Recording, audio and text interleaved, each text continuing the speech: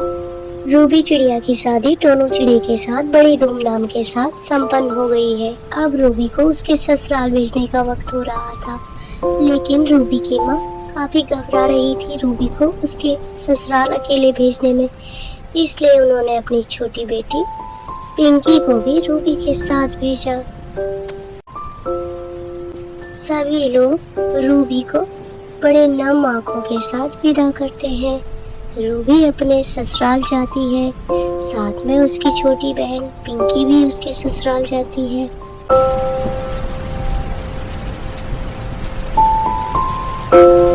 तीनों अपने घर आते हैं। टोनू की माँ रूबी का स्वागत करती है। रूबी को अपना नया घर काफी अच्छा लगा। दूधो नहाओ पूतो फलो मेरे बच्चों, तुम्हें किसी की नजर न लगे। अभी कुछ ही दिन बीते थे कि रूबी के पति और उसकी बहन का अफेयर शुरू हो जाता है, जिसकी भनक उसकी सास को लग जाती है। इसलिए वो रूबी को समझाती हुई कहती है, देखो रूबी, काफी दिन हो गए हैं, अब तुम्हें अपनी बहन को उसके घर भेज देना चाहिए। माँ जी, मैं अपनी छोटी बहन के बगैर कैसे रह पाऊंगी? उसे कुछ दिन और रहने दो, मैं उसके बगैर नहीं रह सकती। सोच लो रूबी, इसमें तुम्हारा ही नुकसान है। ये आप कैसी बातें कर रही है माँ जी? मुझे क्या नुकसान उठाना पड़ेगा? मुझे तुम्हारी बहन के लक्षण कुछ ठीक नहीं लगते हैं, इसलिए जितनी जल्दी हो सके उसे वापस घर भेज दो। ये आप क्या कह रही है माँ जी? ऐसा क्या हो गया?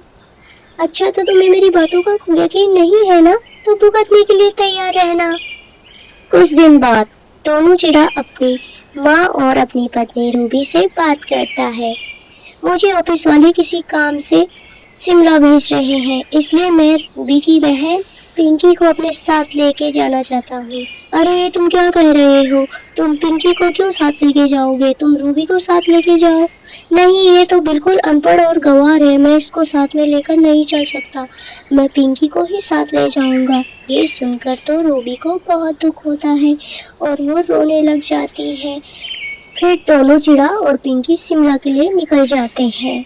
इधर रूबी की सास रूबी पे चिल्लाती है, देखा, मैंने तुमसे कहा था ना, अपनी बहन को वापस घर भेज दो। मेरी बात नहीं मानी थी तुमने।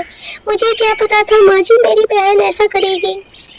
इधर पिंकी और टोनू चिड़ा खूब मजे करते हैं। वो शिमला की पहाड़ियों में खूब एंजॉय कर रहे थे। टोनू चिड़ा तो ये भी भूल गया था कि उसकी शादी पिंकी से नहीं बल्कि रूबी चिड़िया से हुई है। बेचारी रूबी चिड़िया अक्सर रोती रहती। आखिरकार छुट्टियां खत्म हुई और दोनों अपने घर आते हैं। घर आते ही टोनू चिड़िया रूबी चिड़िया से कहता है, अरे तुम अभी तक अपने घर नहीं गई?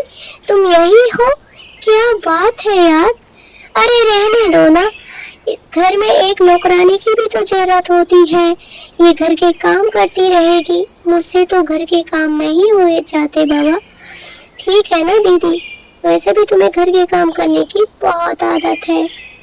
दोनों की ऐसी बातें सुनकर के रूबी चिड़िया फिर से फूट फूट के रोने लगती है। उसे अपनी किस्मत में बहुत गुस्सा आ रहा था। और एक दिन टोनू चिड़ा देखता है कि पिंकी चिड़िया किसी दूसरे पक्षी से फोन पे बात कर रही होती है। हाँ यार, मैं तो बोर हो रही हूँ, मैं जल्दी वापस घर आऊंगी। अब इस चिड़े से मेरा मन भर चुका है। जितना बेवकूफ बनाना था इसको मैंने बना दिया, जितने मजे लेने थे ले लिए। अब मुझसे और बर्दाश्त नहीं होता भाई। अब तो मैं वापस आऊंगी और सीधा गोवा जाऊंगी घूमने के लिए, अपने उस नए बॉयफ्रेंड के साथ, जिसको मैंने अभी अभी फेसबुक पे फंसाया है। ये सब बातें सुनकर के तो टोनू चिड़े के होश ही उड़ जाते हैं। उसे समझ में आता है कि पिंकी किस तरह की लड़की है और उसे समझ में आता है कि उसने अपनी पत्नी के साथ बहुत गलत किया है। इसलिए वो रूबी से माफी मांगने लगता है। देखो रूबी, मैंने तुम्हारे साथ बहुत बुरा किया, मुझे माफ कर दो रूबी। फिर रूबी, उसकी सास और उसका पति टोनू पिंकी चिड़िया का सामान पैक करके उसे घर से निकालने लगते हैं।